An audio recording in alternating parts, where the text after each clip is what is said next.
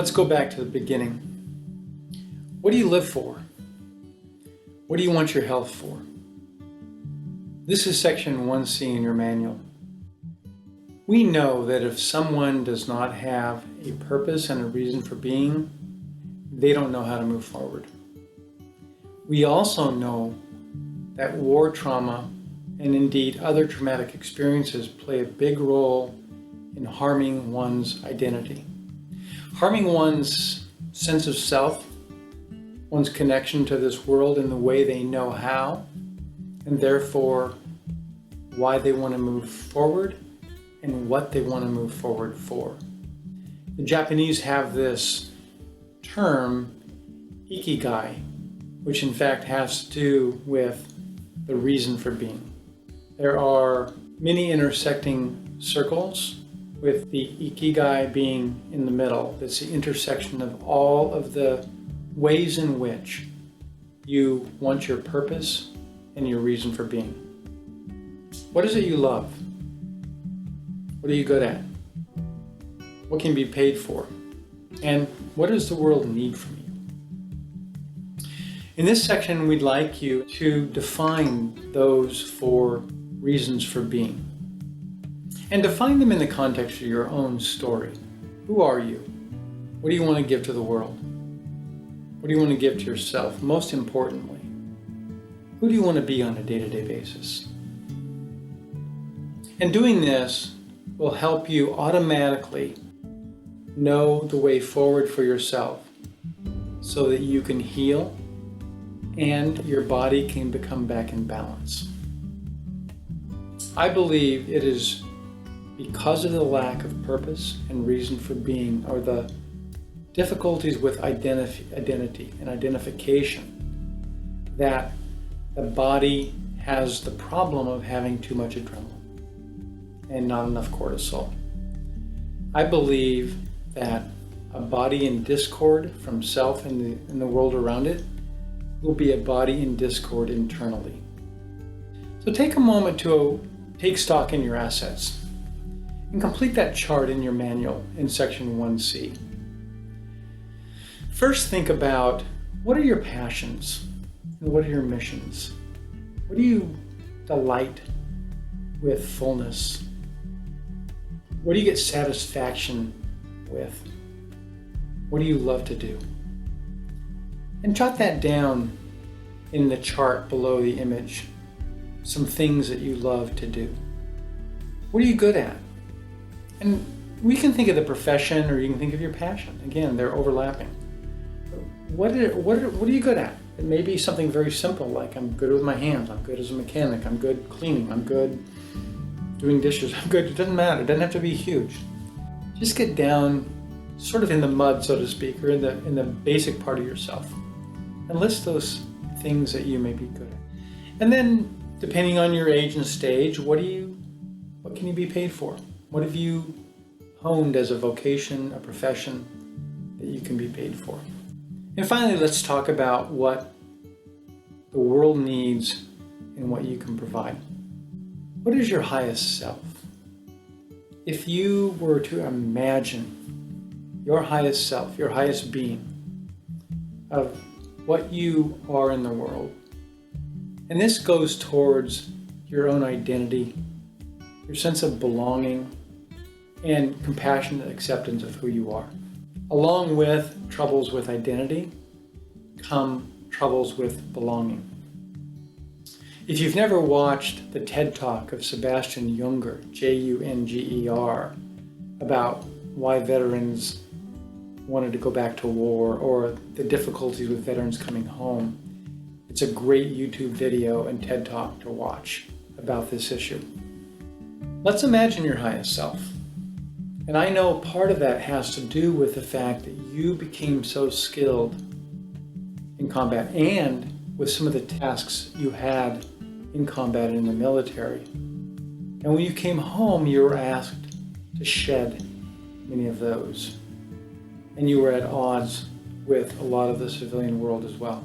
I would encourage you to think for a moment, what is a place that you enjoy, that you are most at home when you're in that place? This may be a place from childhood, maybe a theoretical place like any given beach, any given mountain. I've had people say it's my backyard. I've had people say, guess what, it was in combat when I had the most support in my life. It was troublesome, the combat and the issues going on, but I had the most support in my life. So where is that place?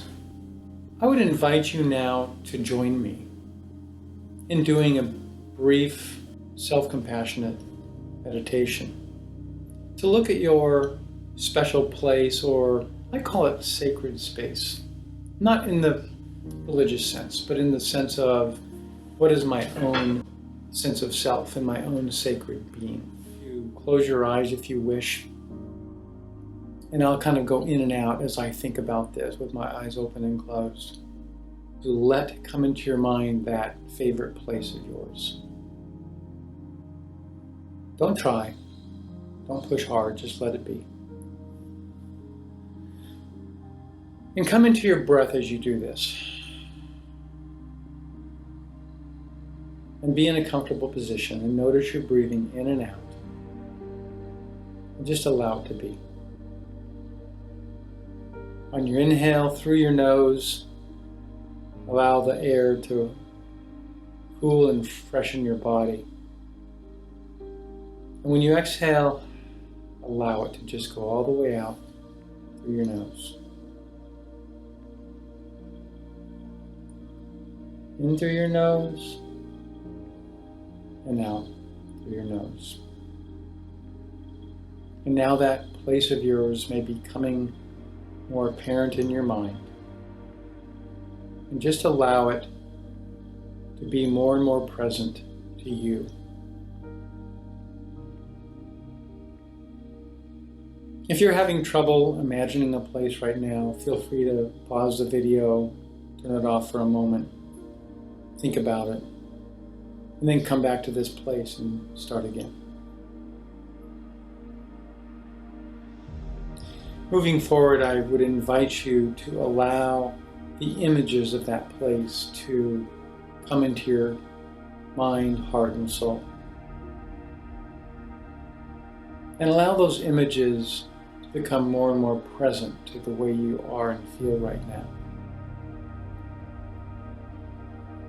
Continue to breathe.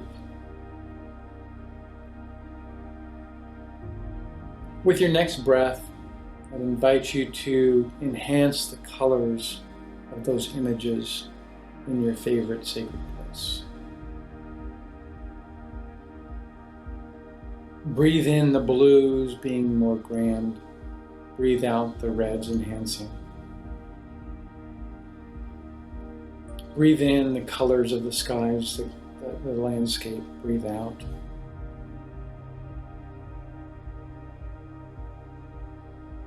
And allow your mind to enhance colors of that place. And with the next breath, notice you can enhance the images of the place and the relief into three-dimensionality and make it come alive. And as you continue your breathing, notice yourself in that place. And as you put yourself in that place, you can hear the sounds. Enhance the sounds as you breathe. And at any time, if you want to pause the video so that you can get more into your image, do so.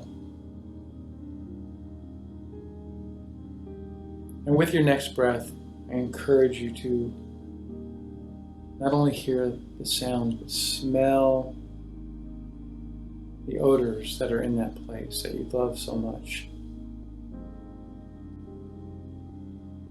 And what you might have noticed by now is that you've come into yourself a little bit more. That is, you feel more relaxed, maybe more at home, maybe more peaceful, or maybe it's not working right now. And again, if you'd like to shut the video off, do so. But moving forward, you notice you just feel more like yourself here. allow that feeling to come over you, that state of just being as you are and everything being okay. Breathe that in, breathe that out.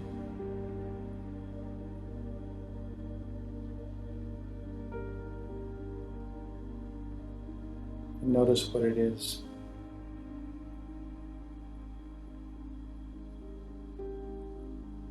While I encourage you to use this sacred space imagery anytime you wish, for now, we'll come back to the room. But before you do, take a look at that sacred place, that favorite place of yours again.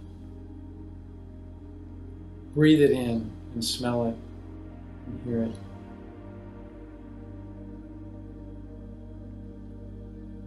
Breathe it out. But before you go, enhance it again in your mind, heart, and soul, and know that it is a place that holds you in the universe the way you want to be, allows you to be as you are. And by the way, you are there for it as well. So before you go, reach out and take a little bit of that place and bring it into your heart and your soul. And breathe it in. And know that you have it with you anytime you want.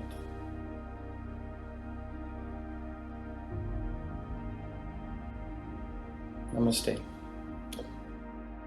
You take a moment and draw on the page provided in your manual your highest self. Draw what that is. That could be a drawing of your sacred space. It might be a drawing of an animal, a geological structure like a mountain, an ocean. Think of it this way. If you think of yourself prior to your difficult experiences, be they in combat, before combat, maybe in your childhood or after,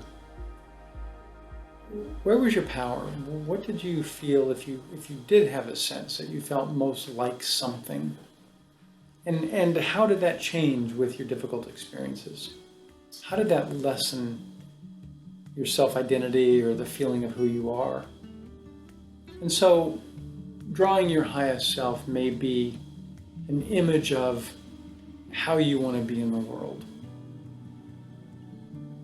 with all your strengths and even maybe some limitations. And just go for that and see what you come up with in that drawing. Correlators of that are, what are the colors and the smells, sounds, thoughts that go with that? And then finally, to round out your Ikigai, there's a space provided for you to write, what is the world needs? And what do survivors need? And how is it you can provide it? And that doesn't have to be anything, and it shouldn't be thought of as anything so grand. We're not inviting you to go out and save the world in some way. In fact, we're inviting you to save yourself, to be with yourself, your loved ones, and to come back into yourself. And if you do that, and you find the highest self in you, what does that give to the world that the world might need? Thank you for taking this time. Thank you for allowing me into your space. Namaste.